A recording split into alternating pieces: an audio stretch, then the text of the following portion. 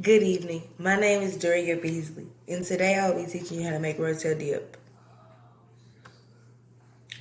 You'll need 1 pack of ground beef meat, 2 10-ounce cans of Rotel, a family-size bag of Doritos, Velveeta cheese, which is 32 ounces, a can opener, and something to stir it with, a crock pot, milk, which is optional, and a knife. With the Doritos, you do not have to get Doritos. You can get any substance that you want. You can get chips or either crackers or any kind of chips you want. With your Velveeta cheese, if there's no Velveeta cheese in the store, it's okay for you to substitute it with a different kind of cheese. Just make sure that it's a loaf cheese. With this method, I use the crock pot. You do not have to use a crock pot. You can use a skillet if you prefer that way. And with your milk, I did not use milk because I had enough cheese, but if you do not have enough cheese, you can use milk to thin out your cheese.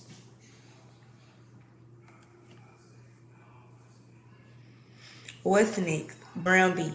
So once you've gathered all your things, you're going to throw out your meat if it's frozen. In my case, my meat was frozen. So I let it thaw out in warm water in the sink for 25 minutes. If it wasn't all the way thawed out, I put it in my crock pot because then it can melt. So I put my meat in my crock pot and I started cooking it. As you know, a crock pot is slower, so the time difference may change with different brands of the crock pot. With mine, it took 25 minutes for my meat to brown and cook. Then I poured off all my grease and I drained it. As you can see in the picture above, that the first one is the meat in the crock pot, which it wasn't cooked. But afterward, it should look like that and it should be brown.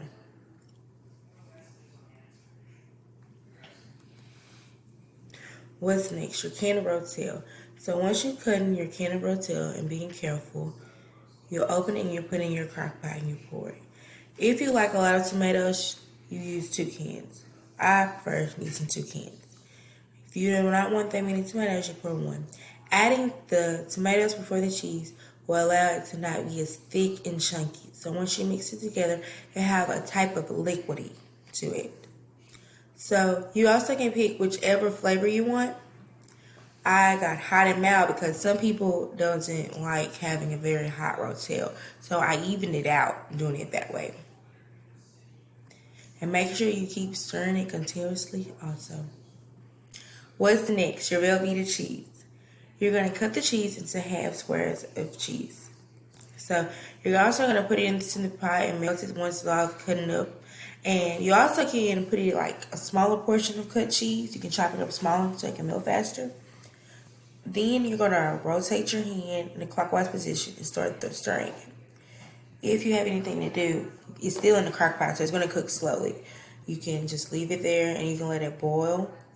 Once you rotate and you don't see its big chunks, then you can just stop and just watch it with your own eyes. If you see that it comes to a rolling boil without you stirring it, more than likely the cheese is done. As you can see in the first picture, I have my half cube of cheese. Also, you see the tomatoes were only 1 can put in there. I only put 1 can in there first to make sure that it was already liquidy enough and I wouldn't have it too liquidy, where it wouldn't all be a dip and be liquid. So later on, I added another can. As you can see over there on the right, where the cheese is almost melted, there's my other can with more tomatoes in there. So once you see the rolling boil and you're not stirring it, that's when you know that your cheese is ready.